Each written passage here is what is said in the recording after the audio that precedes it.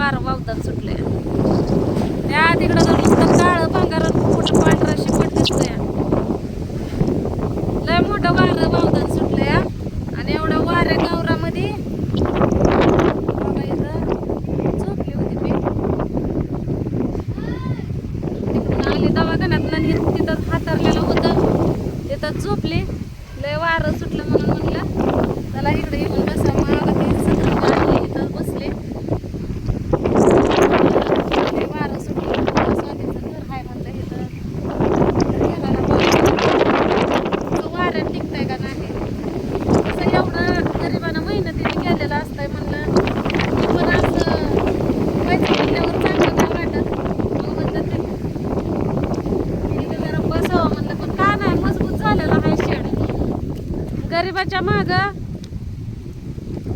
काय जरी असलं ना तर कधी कधी नशीब बी साथ देतं का नाही.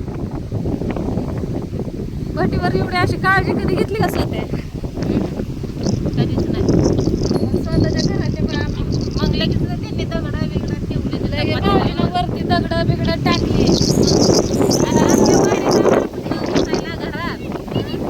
कधी कागद झाक आणि कागद काढत असलंच होतं की मालकीचं काढ भटीवर आता असलं कधी तर वाऱ्याने केस मी राही नाही बघा डोक्याला असं होतंय. लय वारं वावदान सुटलंय.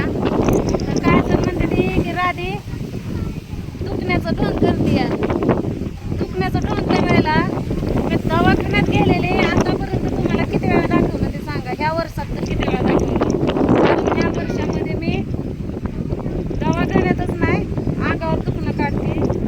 तर कमेंट आली स्वातीनं मला सांगितलं लय नाटकी आहे राधा. हिला बाहेर फिरायचं लय नाद आहे. सारखी बोंबलत फिरत असते गाव जाणी बाहेर. रोज चांगलं खायला फुकट मिळलं की हिला घर दर्जन नाही. चला चांगली गोष्ट आहे. गाव जाणीव खायला पण नशीब लागतं. फुकट खायला भेटायला बी नशीब लागतं. माझं नशीब चांगलं आहे म्हणून मला फुकट खायला भेटतंय. बरोबर आहे का नाही? आता तुमचं नशीब आहे तर त्या तुम्हाला कोणी फुकटात खाया घालत नाही. तुम्हाला कोणी दारात उभं करत नाही. कारण तुमची तशी लायकी बी नसेल. आता मी दुखण्यात आहे तरी पण मला बोलावं वाटतंय. कारण हा बघा वाईट बोलणारच आहे ते वाईट बोलणारच आहे. त्याच्याबद्दल काय वादच नाही. आता व्हिडिओ करायचं म्हणजे मी माझ्या जीवनातली जीवनशैली तुम्हाला दाखवत असते. बरोबर आहे का नाही? माझ्या जीवनामध्ये रोज काय होतं हे मी तुम्हाला सांगत असते किंवा दाखवत असते. मग आता आज दवाखान्यात होते तर बाबा दवाखान्यात कशी काय गेले काय झालं हे तुम्हाला दाखवा म्हणून. तरी मी तिथं का नाही जरा सिरियस असल्यामुळं काय दाखवलं नाही. रोजच्या पेक्षा म्हणजे रेग्युलर दवाखान्यात जाते ना त्यापेक्षा जरा वेगळं होतं. मला दाखवायचं असतं तर सलाईनची बाटली पडल्यापासून त्या हातात सुई घालण्यापर्यंत मी दाखवलं असतं. कुठं झालं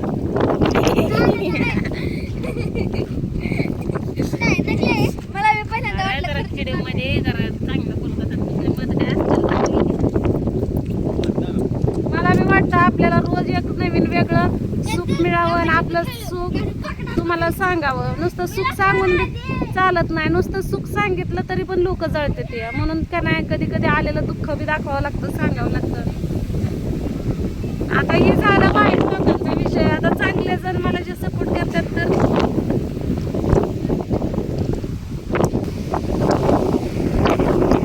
बाया वाऱ्याला गाडा उठलाय बाया. वाऱ्यानं सुद्धा मी सुद्धा हलायला लागली. जवळजवळ महिना झाली मी हातून आहे.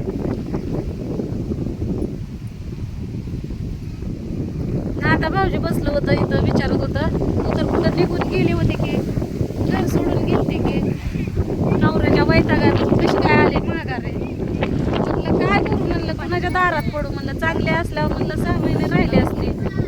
पण आजला दुकानात म्हणलं कुणाच्या दारात बी राहू वाटेना म्हणलं. काय करावं आले म्हणलं पळून निघून. आहे का तर सगळेजण म्हणतात नको राधा चांगला दिवस येत्याल लय नको टेन्शन घेऊ. जवळ पैसा पाणी नाही नवरा असा घरात पडून राहिला सांगा कुणाला चांगलं वाटतंय का? हालत नाही. ह्यात तसे म्हणा गेलं तर माझीच चूक आहे. नवरा घरात आहे आणि मला टेन्शन येतं म्हणून मला घरात थांबू वाटत नाही. आणि मी घरात नाही थांबले की मग माणसांना वाटतं की हिलाच घरी राहू वाटत नाही. मला हे परपंचाच नको वाटायला लागलाय. लेकरं बोर्डिंगला राहत नाही ते, आणि हिथं नवऱ्यापाशी ठेवायचं म्हणलं तरी पंचायत होते. एखाद्या दिवस ठीक वाटतं, पण दुसऱ्या दिवशी परत मला लेकरांचं ध्यान होतं. तरी 1 वर्ष, तुम्हाला सांगते 2 वर्ष झालं असेल, बिगर पैशाची बोंबलत हिंडत होते मी. महिनाभर तर नुसती हिंडत होते. तुम्ही बघितलं का नाही व्हिडिओ मला माहित नाही. कुठं कुठं हिंडले, चालत तर चालत हिंडले. जवळ पैसे नव्हतं. एक ताई भेटल्यावर तर ताईनं, कुरकुमच्या ताईनं मग मला पैसेही दिलं होतं आणि तिनं इष्टीत बसवून दिलं. तर वाटायचं घरी जाऊ का नको, जाऊ का नको, जाऊ का नको. तर मी फारिष्टात बसली होती इरबळ. जाऊ तर जाऊ, कुठं जाऊ. आणि ज्यांच्याकडे जाईल ती मग जीव लावते ती, तर ते लोकांना पटत नाही. लोक खच्चीकरण करतात. लय जण म्हणतात नको नवऱ्याचं टेन्शन घेऊ. अहो टेन्शन नाही घेतलं, मी जर हसून खेळून राहिली ना तर त्या नवऱ्याला वाटतं की आपल्याला कोण काय बोलत नाही, मग राजा माणूसच झाला.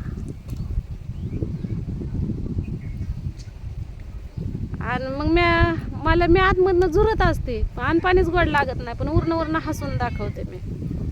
आणि त्याला काय बडबड कुरकुर केली का नाही, कामधंद्याचं बघ, ही नाही ती नाही, आमका आणा फलाना आला. काल तर डायरेक्ट म्हणला होता, काल नाही परवा दिवशी म्हणला होता ढेकळं खावा. नशीब काल तर का नाही स्वातीन भाऊजी होतं म्हणून तर का नाही ढेकळं खावा म्हणलं. नाही तर पहिलं तर म्हणायचा गो खावा, काय नाही म्हणलं की म्हणायचा खावा.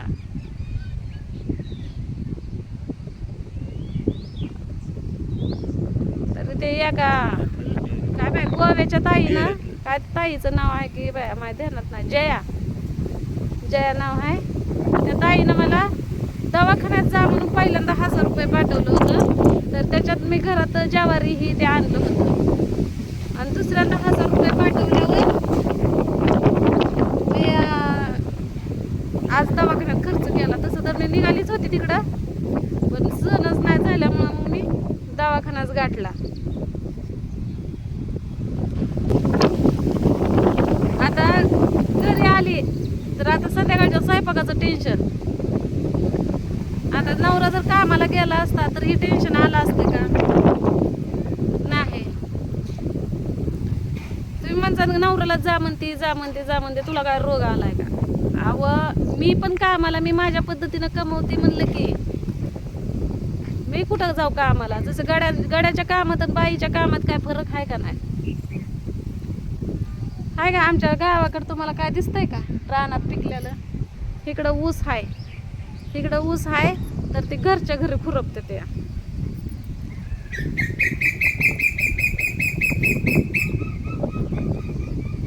कोण ग वराडलं. आणि सिटीमध्ये जाऊन राहायचं काय सुख नाही, ती बी करून बसली मी. तिथं बी असेच झुरायला लागलं मग तर नरड्यालाच येईल माझ्या. रूम भाडं भरू का जीवाला खाव, काय हँडला घालू, काय ह्यांच्या तलपा भागवायच्या दारूच्या आणि ह्याच्यान त्याच्यान.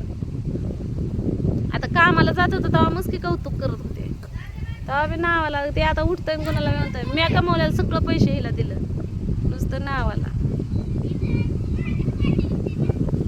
लोकांचं पडदेशन ऐकतं ते. लोक हे असं बडबड करून अजून माझं डोकं दुखतं. आता उद्या अजून दवाखान्यात बोलवलं, काय करायचं कुणाला सांगा. मी हातरुणात मरून जरी पडले ना तर माझ्या माहितीचं सामान सुद्धा का नाही बाहेरच्याच माणसाला भरावं लागतं. बिंदास्त ह्या बाथरूम मध्ये झोपलाय नवरा.